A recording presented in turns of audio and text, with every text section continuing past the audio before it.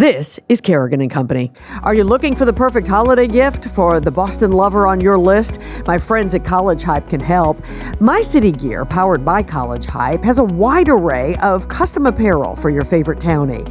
Shop for short and long sleeve t-shirts, hoodies, and much more, all in a wide variety of designs. Plus, they have apparel that's specific to Boston, Charlestown, Dorchester, and Southie. Enter code KIM20 at mycitygear.com to get 20% off your entire order. That's promo code KIM20 for 20% off at mycitygear.com. Hi, everybody. It's Kim, and this week it's a holiday extravaganza. This is Carrigan and Company. Carrigan and Company is here for you. Yes, Carrigan and Company is here for you. Welcome, everybody, to this special edition of Carrigan and Company, presented to us by A&B Burger. It is so great to have everybody with us. We hope that you had a great Thanksgiving. And, of course, now we find ourselves right in the middle of the holiday season. A holiday season this year that's just a little bit shorter. So we thought we'd start celebrating as soon as Thanksgiving was over, and we'll just do that right straight through to the end of the year. And what better way to start celebrating the holiday than to kick it off with somebody keeping you company that I think everybody hopes keeps them company at one time or another. I am so pleased to have with me today Santa Claus. And it's so good to see you, Santa. How are you, Kim? I am great. And I figure, I was talking to my executive producer about, you think there's any possibility that we could get Santa as a co-host? And Dave said to me, we got to get him early. Because if we don't get him early in the season, then we're going to have a real problem. Busy time of the year. Absolutely. But I wanted to take a few minutes out to be with you, though. I so appreciate that. I'm so happy you asked me. So the first thing I have to ask you is how things are going up in the North Pole, because obviously in the first week of December, you guys are getting ready at a furied pace. Oh, my elves are so busy right now. Yeah. Yeah, I have to keep them in line because they still think they can take breaks like they did in August. And no, that can't happen now. Yeah, you have to sort of explain to them and remind them, right? As I talk to the kids and find out all the new presents the kids want, all the new technology and whatever, I go back to the elves and say, you got to do this now. And they say, you'll have to send us to school. Oh. We don't know how to do that. I hadn't even thought about that, Santa. But so very the true. elves are working very hard. Good. Well, that sounds like then it's going to be a good Christmas for a whole lot of small children. It'll be a great Christmas again. Great. So let's talk about this for just a second. Santa, my understanding, by the way, I did a little research, and as of today, you are 1,700 and something years old. Yeah, I think it's 53. 1,753 years old. Yes. So clearly you have talked to a whole lot of children over the years. I have. So tell me a little bit about how kids have changed when they come to see you now. Kids seem a lot smarter now. Really? Yes, because they have so much exposure to TV and to all the shows on TV and whatever.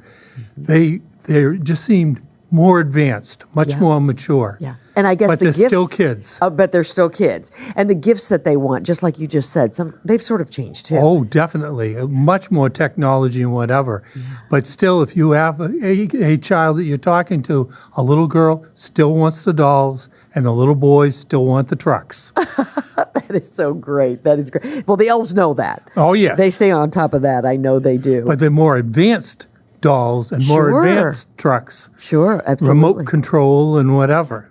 Now, let me ask you, how do children react to you, number one? And number two, how frequently do they say, I don't think you're real? And then you have to, sort of straighten them out.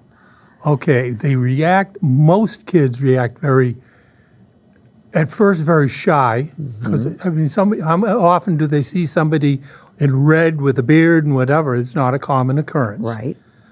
And as far as real, I would say 99% of the kids totally believe in Santa.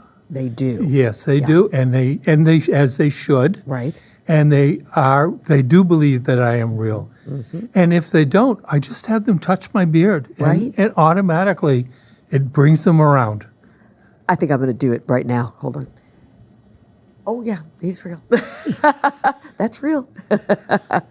So tell me about a great story about a child who maybe has sat down on your lap and what they have said to you. Actually, this one didn't even sit down on my lap. It was one that came up to me, and she was in a wheelchair.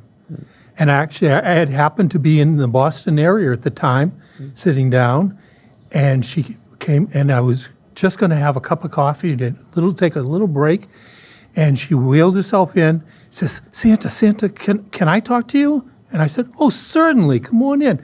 And her caregiver pushed her in, and she wheeled up, and she says, Santa, I'm so excited. I just flew in. We just got here from Ohio, and I told them to bring me right to Santa. I wanted to talk to Santa.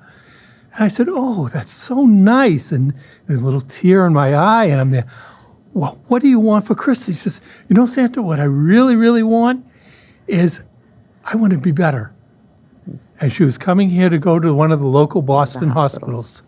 Wow. And it was so, and I said, are you really looking forward to Christmas? She says, but my family is all coming for Christmas Eve. Oh, so I am so excited. And the whole time, this beautiful smile on her face. Right.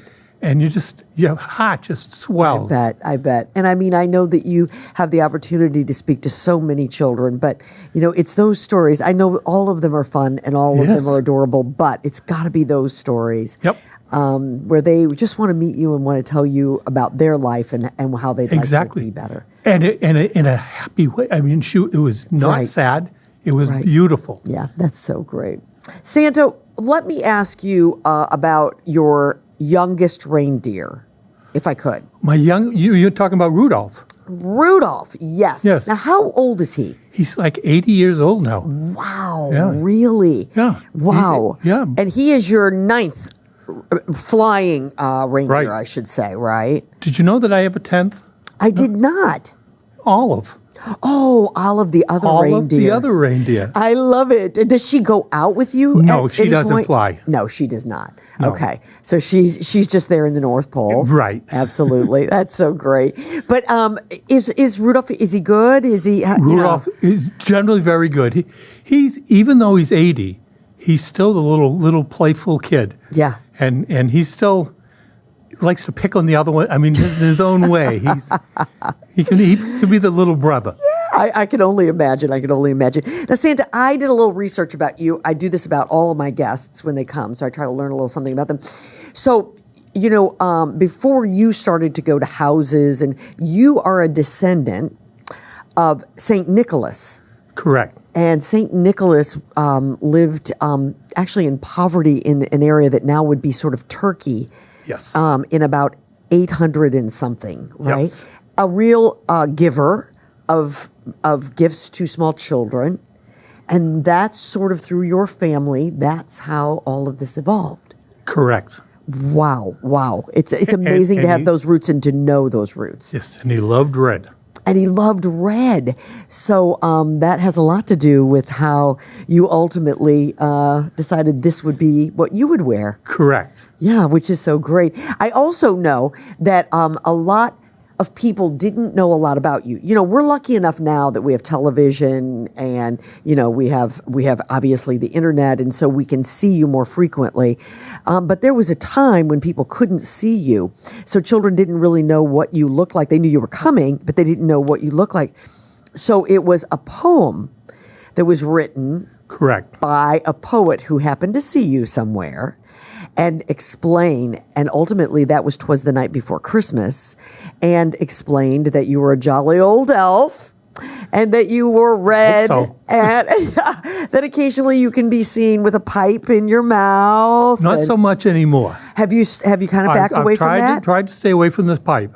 Yeah, that you had a big sack that that no one really knew how you got into the house. So you came down the chimney. Magic.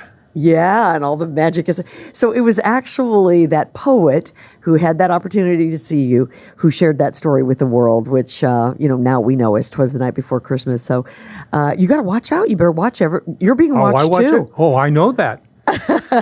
Just like I have to be good too. Yeah, you certainly do. Now, Mrs. Claus, all is well with her. Mrs. Claus is wonderful. Great. I get matter of fact, all the letters that are written, Yes. people don't know this, but those are an awful lot of letters. Mrs. Claus goes through all the letters and organizes it all for me.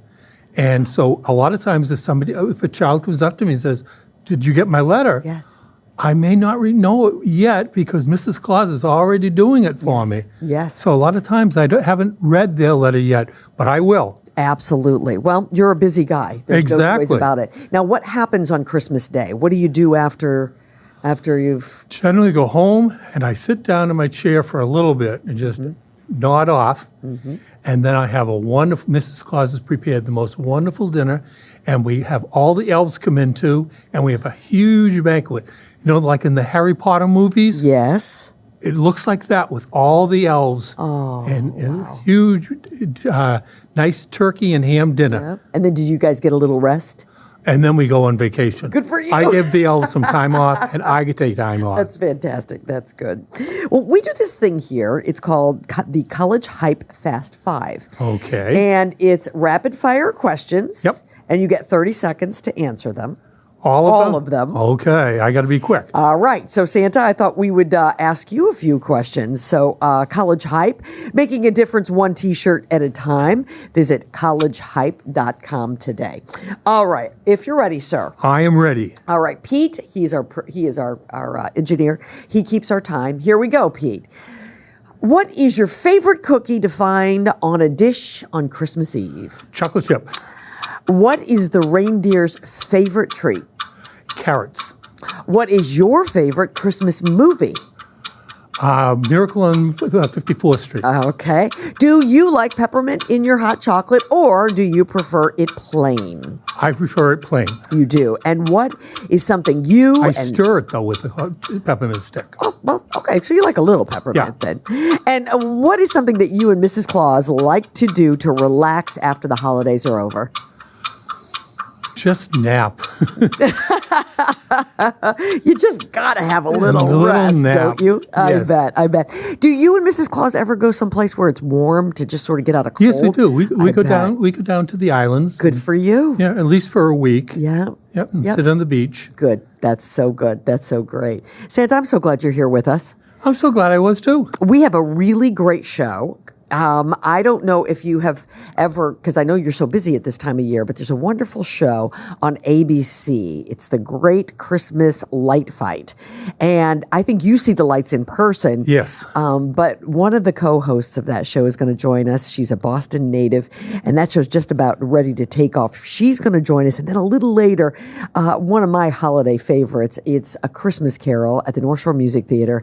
And the Wonderful star, show. it is a wonderful show, Santa. And David Coffey, who has played Ebenezer Scrooge for now his 30th season, is going to join us to talk about how special I that have show seen is as him, well. and that is so good. Is he on the good list? Oh, he's way up on the good list. Oh, gosh. How about me, Santa? You're still there, but you got to keep being good. All right, I'm working hard. Santa's going to stay with me, and we're going to have a very special guest coming up. We'll talk about that fabulous ABC show when we come back right here on Carrigan and Company.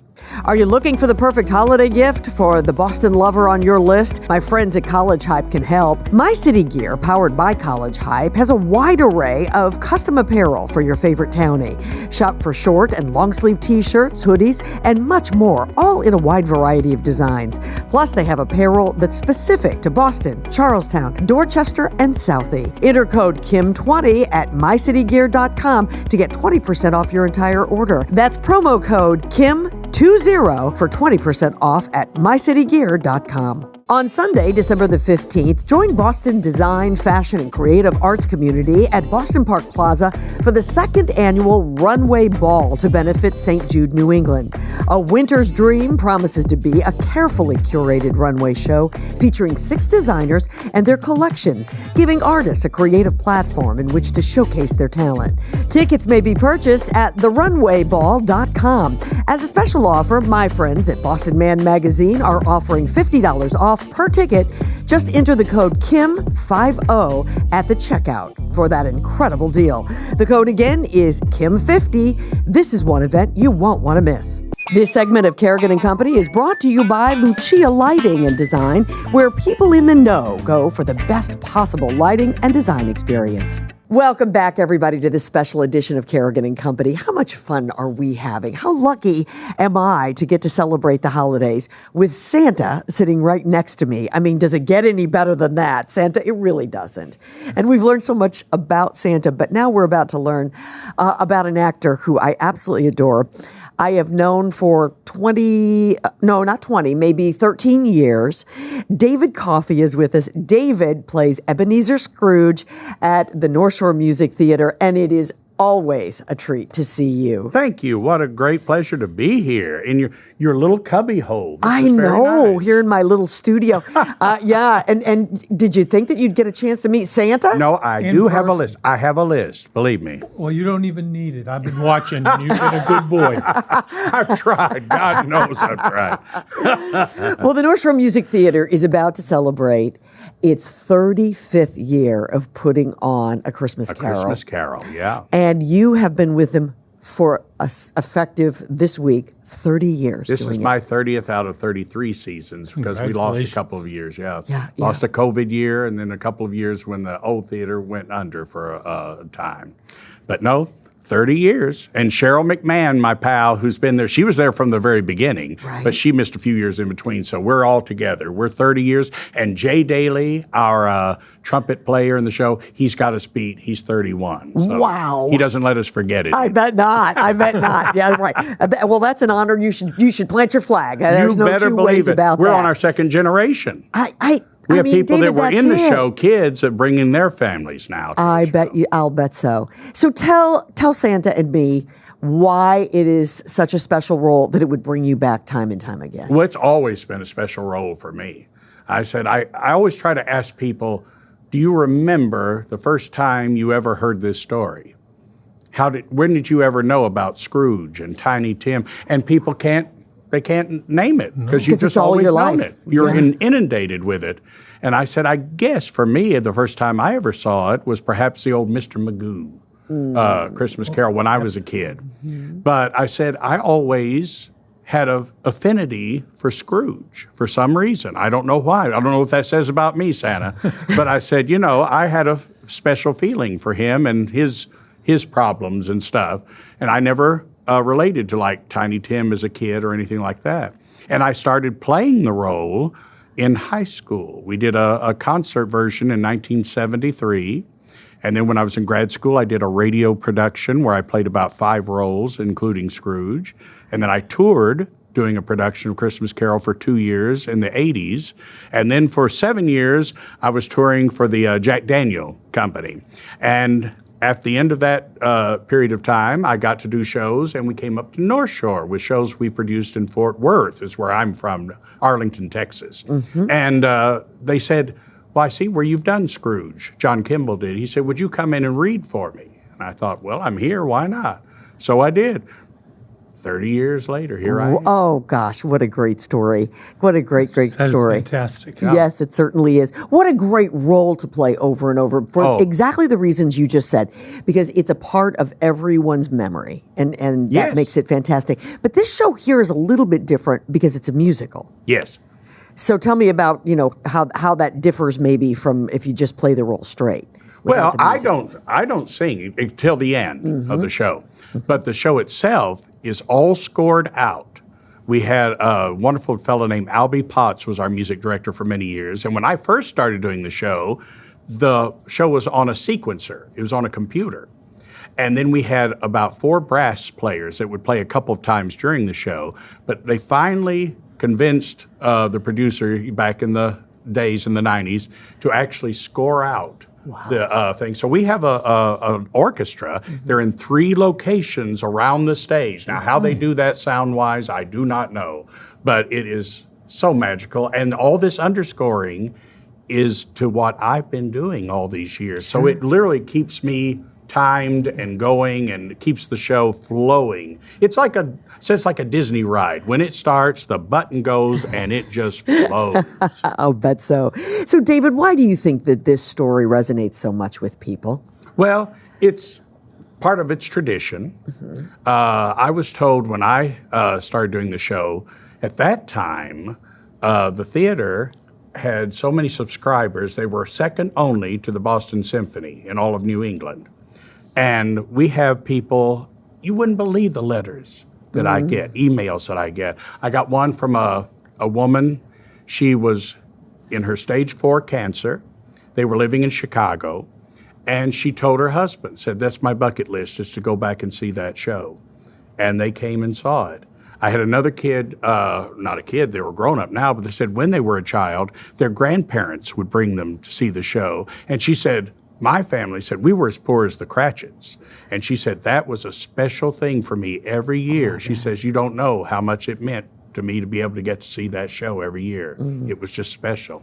And then I've had another person, a gentleman who, unfortunately, he passed away, but he had already had his tickets for the show, and he gave it to his children to come see the show. And George Dvorsky was doing the show with me at that time, and I got a little figure of the Ghost of Christmas Present and Scrooge, and then we signed it and sent it to him and said that was the last gift that he opened, and said just tears came down his face. It meant so much to him. I know that's the thing. It means so much to me because I know it means so much to other people. Well, and that's the way you must feel. Oh, totally.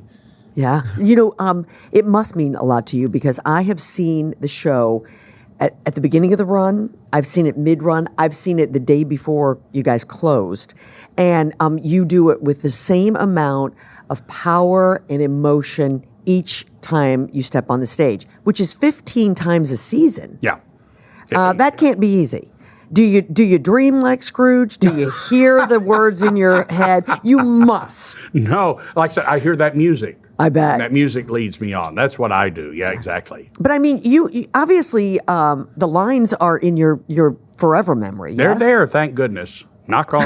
Yeah, right. Because you wouldn't want to have to try to memorize that whole thing again every season. No. Especially like this year, I did 2 shows back to back that were both 2-person shows. So I said, I've learned enough lines for this year. I would like to just enjoy knowing one. Yeah, I bet. What's your favorite part of the show?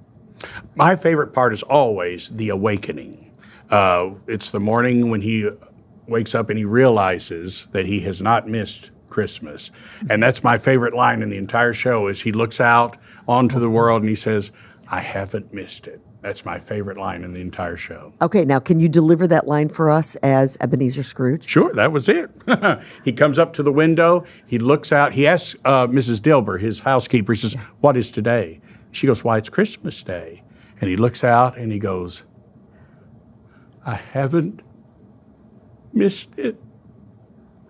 And then he laughs, and it turns into a cry that he's so overwhelmed by that moment. But that's my favorite moment in the show. I love it. How many of the characters, people come back every year to perform We're about with you? half and half, usually. Half and half. A lot of our ensemble will be new every year or every other year. But most of our principal characters, a lot of them have been with it for some time now. Really? Yeah. That makes it a lot easier, I bet, too. And our kids, a lot of them have done the show for a few years, but they age up into different parts as they go along, which is kind of fun, too. Yeah. Absolutely. So it's like a family. It truly is. Absolutely. Cheryl McMahon always said, she says, it's like doing a long run of a show with 11 months in between. Wow. I is love what the that. feel is. That's so great. How long will you do it? As long as my knees will allow me. Yeah. That's the only thing, We always laugh. We said we did a production of Annie years ago, and we worked with Cindy Lou, who was an Actors Equity member, who was Sandy the dog. And she was the only dog that worked in the round. And so she would come up and do her stuff. And I did the last show, her production that she did, and my friend Joel Farrell, he said, yep, it's those aisles and those ramps, it gets you every time. Talk to us about the rest of your career. You said you just did 2 shows back to back that were 2 people. You have a life beyond Ebenezer Scrooge. Yes, well, as a matter of fact, this show is 63, I think, for North Shore that I've done. And then I just did a production of Tuna Christmas there in Texas at a theater where I started at when I was 11, 56 Wow. years ago. And that was my 92nd show for them over those periods of time.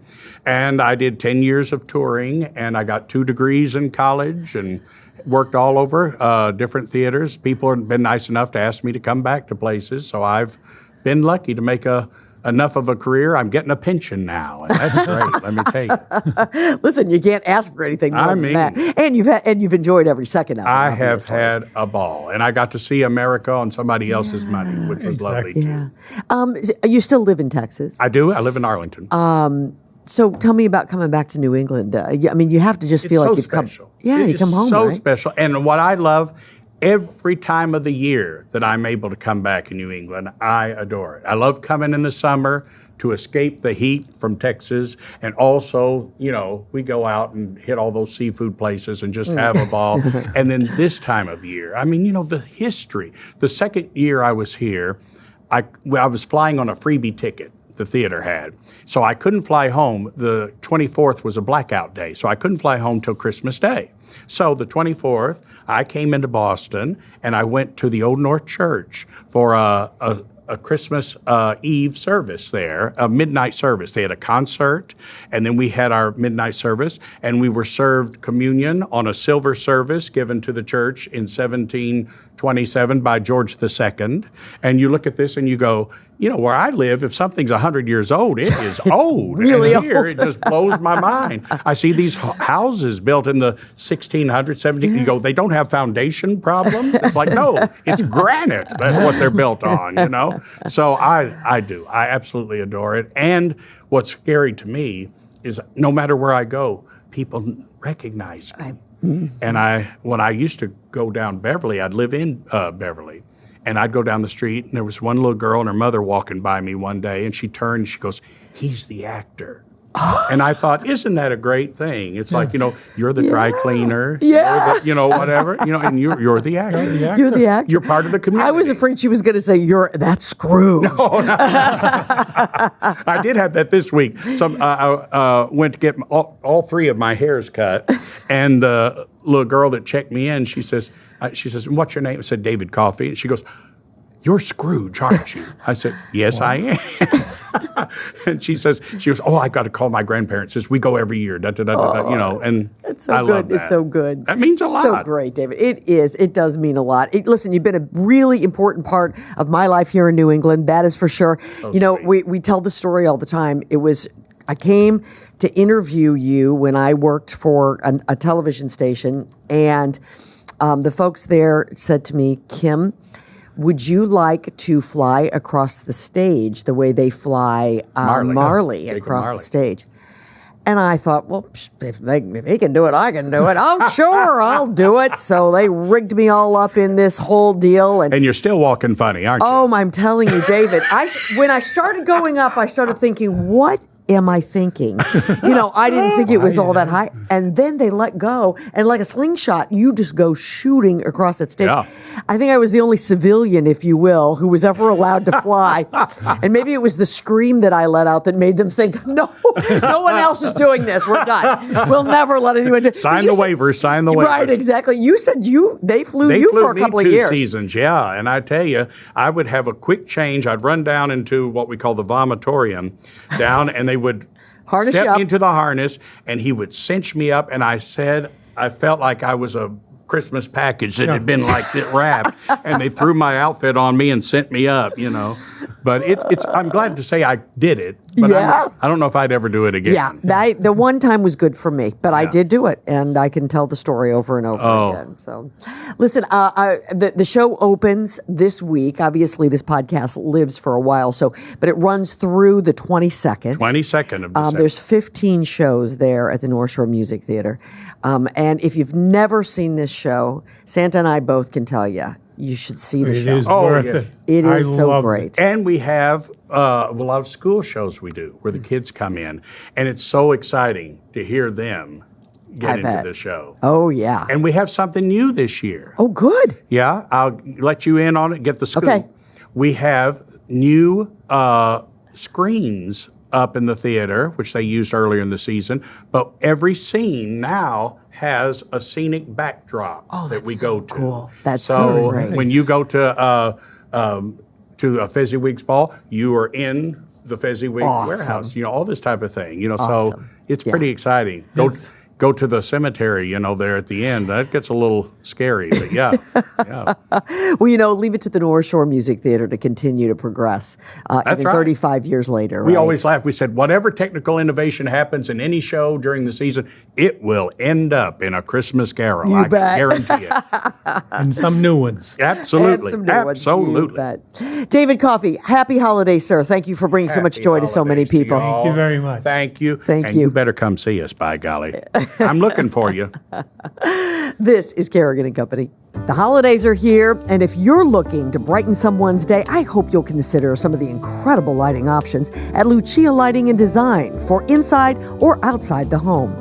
Get that special someone the perfect gift they want, but might not buy for themselves from Lucia Lighting and Design at 311 Western Avenue in Lynn.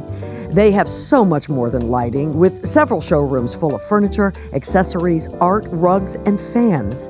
Gift certificates are a great option if you know your gift recipient will want to pick out their own pieces. Learn more at lucialighting.com.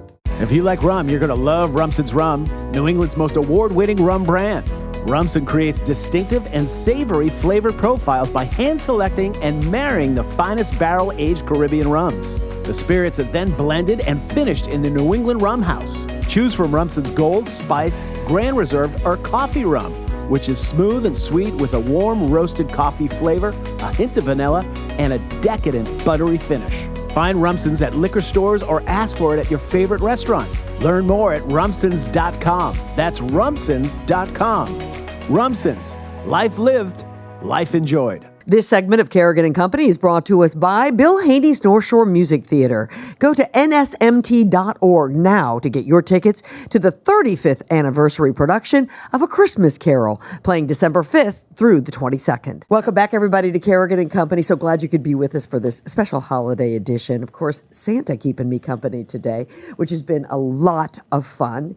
And we've got some really great guests today, huh? Yes, we do. And you're saying that everybody that's here today is on the good list, including me, right? Yeah, but you have to be very careful. You don't want to do anything bad because you're down there now. I get it. Well, I think our next guest is probably pretty high on the good list. Very high on the good list. Yes, well, I'm going to try to take some notes from this woman here. Taniya Nayak is with us. Taniya is one of the co-hosts and the judges on the now, I cannot believe it, 12th season of the Great Christmas Light Fight. And it's great. It starts this week, which we're very excited about. It's great to see you. A Bostonian, by the way. That's right. Yes. And hey, by the way, Santa, I never knew you had a Boston accent. I love it. Well, thank you. I think it just depends on where Santa is, right? Right. I changed That's my right. accent for where I am. Yeah. Exactly. Well, that's just like you, Santa, to adapt. Exactly. Taniya, it's great to see you, and congratulations on the incredible success of the show that starts this week. But of course, we know that your success goes way beyond that. HGTV. I watched you in the Battle on the Beach. And you guys did a good job. I liked the final decision. And on Food Network, and we get to see you in a lot of different places. And then on top of everything else, you own a wonderful design house here in Boston, which is really terrific. So congratulations to you. Thank you. But in the spirit of the holidays, talk to us a little bit about the Great Christmas Light Fight. This is 12th season, and I understand you guys are set for 13. That's correct. So first of all, how lucky am I? Like everything that you just described, this is my job. It doesn't even feel real sometimes, and I never, ever, ever take it for granted. I feel like this Great Christmas Light Fight show. So what we do is we have to film this the year before. So what you will see, we filmed it last Christmas season, but let me just assure you, it's not like you're going to see anything that's dated, or it is so mind-blowing, the technology and the level at which people design and decorate the exterior of their houses for the holidays. And they don't do it to get paid. They're not doing it necessarily to win the competition. They are legitimately just doing it to make people happy, make themselves happy. They do it for the community. So for me as a judge, the hardest thing that I have to do is pick a winner, which is just torture for me. Sometimes I cry. I'll call my executive producers and I say, why are you doing this to me? I can't pick a winner. They're all incredible. And, not to give like a Miss America type of answer here, but they really are. Like, they're just so talented. And, we see things like synchronized light shows in one display, and another display will be a really traditional, beautiful display, something like you'd see on Fifth Ave in New York or Times Square. So we see it all. And, Santa, you and I, we have run-ins all the time when I'm filming, and I always love seeing you. So it's great. I enjoy seeing you. I have a feeling that's why you're on the good list. See, you get those you get those brownie points, don't you? Right. Santa always drops me off to give the $50,000 in the trophy to every winner. So, we get a little bit of alone time to hang out and catch up. Absolutely. Exactly. Taniya, when I watch the show, I always think to myself, if I think this is spectacular watching on television, because I have enough TV experience to understand, it must be unbelievable when you see them in person. Oh, it's wild. It's so like cool you're saying, because it's just so crazy. Right. They're not professionals, right? Yeah. Even though it looks incredibly professional, like something you would see in Las Vegas. Right.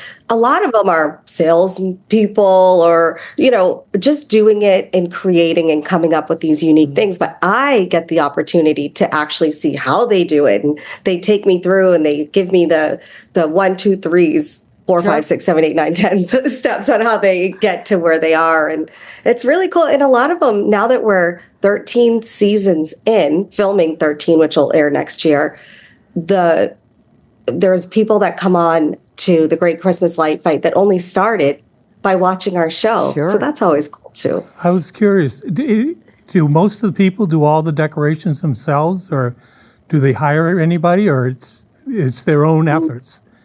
It's 99.9% themselves. Wow. I never hear of stories where they're hiring anyone, but a lot of times they'll have the community. They might have help from family and friends, but that's pretty much it. Yeah, because they're just so elaborate. I just can't imagine. My question I always go back to the practicality, Santa. Yeah. How in the world they get that much electricity in, and how you can get all those cords? We can't do it at home. I can't get all the Christmas trees linked up. Totally, I know. And sometimes you're plugging too many things in, and it short circuits. I don't know, but thankfully now, like I was saying, with technology, I'm seeing a lot more apps involved. We see drones involved. We see LED lights, so that helps on the energy bill, because that's always a big question. How much are they paying in energy? So I don't know, but it's so cool. And a lot of them donate to charities too, which is nice. Well, and because you've been doing it for so long, you've had the opportunity to really watch that technology evolve. No two ways about it. I mean, in the beginning, I bet they were much more simplistic than maybe they are 13 years later. Yeah, but you don't know it until the technology changes, right? So when you're in it in the first few seasons, it still is mind-blowing. Yeah. And then it just keeps growing and growing. So a lot of people are 3D printing pieces to make components to make their displays come to life. I don't even know. I wouldn't even know, Santa. You and I are just, I'm not old-fashioned, right? I'm technology dumb. That's okay. That's all right. Santa goes old school. We love that about you. That's what we love about him. So tell me, what was the craziest one you've seen? The one over the years. I know that's hard to remember, but the one that maybe blew your mind the most. Oh gosh, there's so many, and it's really hard to pinpoint it down, but I know just last season, my co-host Carter did one where the entire display was done in drones, synchronized drones, hundreds of them, that went up in the sky and created just this most magical show. And I think they were actually on like a America's Got Talent or something after that, and did a massive display. So it was weird seeing Simon Cowell commenting on the same thing that we got to see. So I think that's probably the most unique. But I've seen things where people have created sculptures, that dinosaurs that are 30 feet tall, wrapped in lights, like it had like a safari animal kingdom type of vibe. But it's just incredible. Yeah, You're standing there looking up going, oh my Right, gosh. absolutely.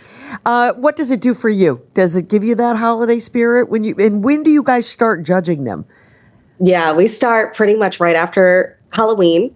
So I do Christmas hard Yes. for a couple of months, like really intensely doing Christmas to the point where my husband and I, when I get back home, we typically get on a plane to Florida on Christmas Day because it's like, I'm good. I got my toast. Right. Finally vacation. Yeah. Yeah. No, how it makes me feel is it just reminds me, it's such a great way to end the year because first of all, it's a great family show. I love that parents can watch it with their kids.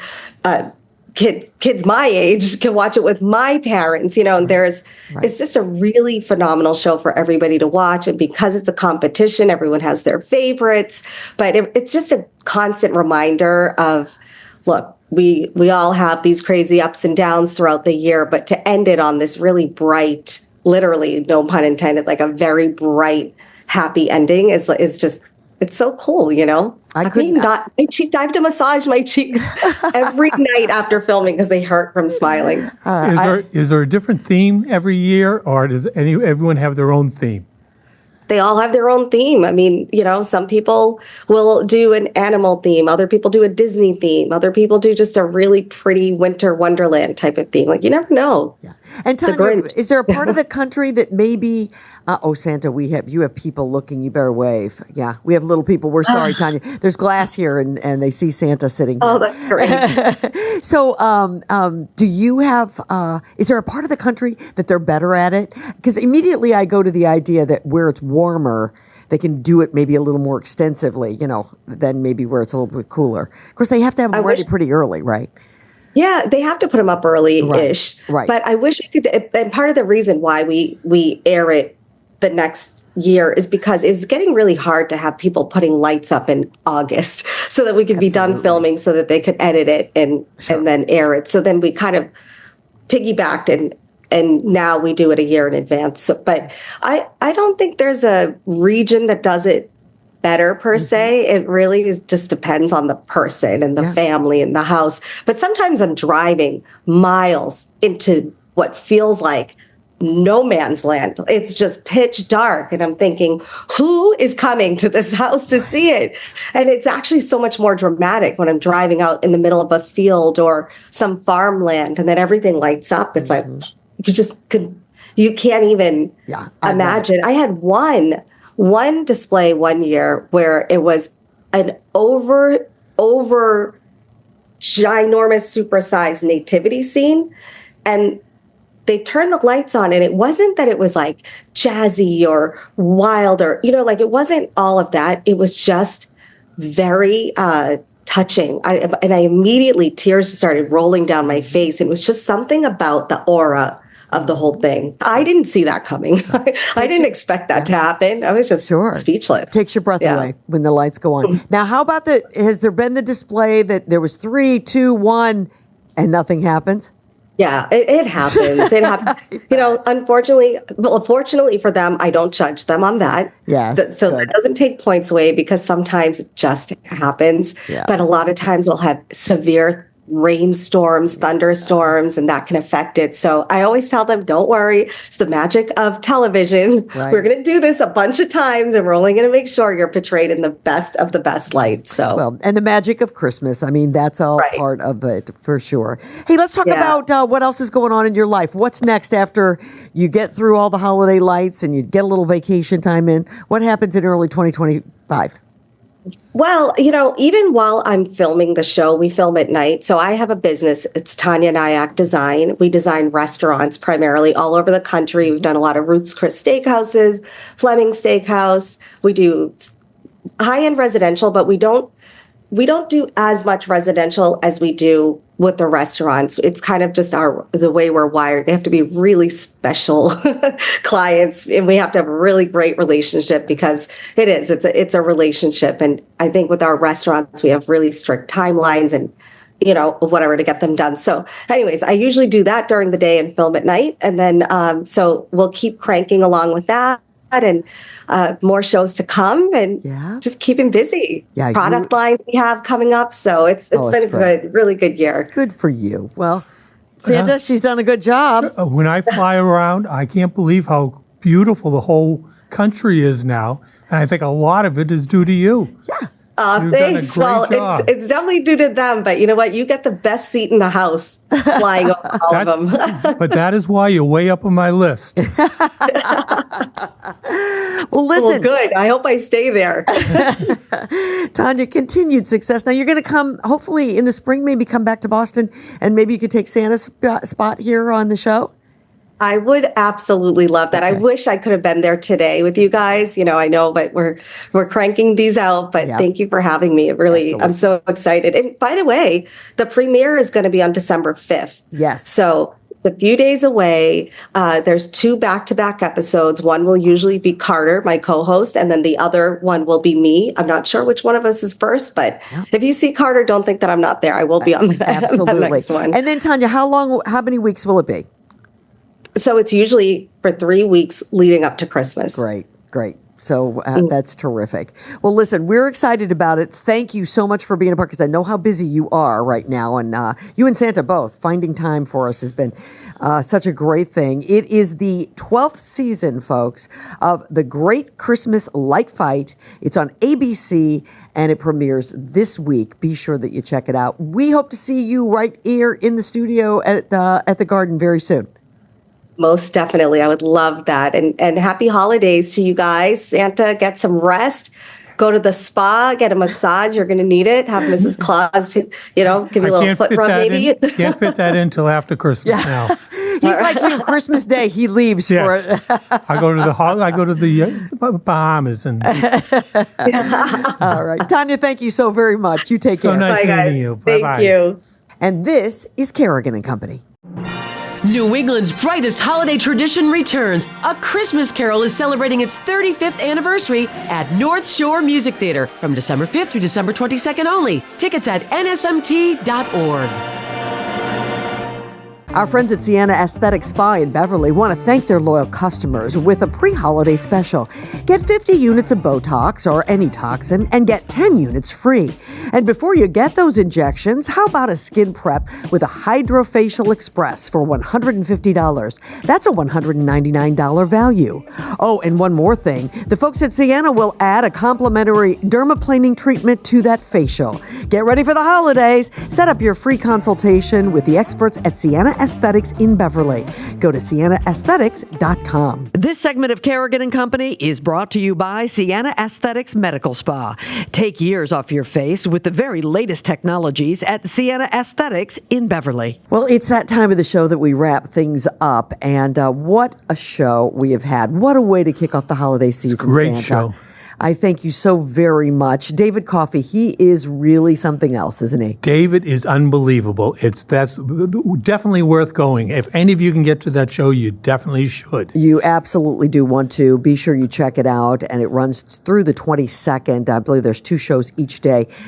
So be sure that you check that out if you've never seen it before. And of course, as we said, Taniya is going to appear on our television starting this week on ABC. So be sure you check to see her there and see some of these great displays that she talked about. Definitely worth watching. It's a beautiful light shows.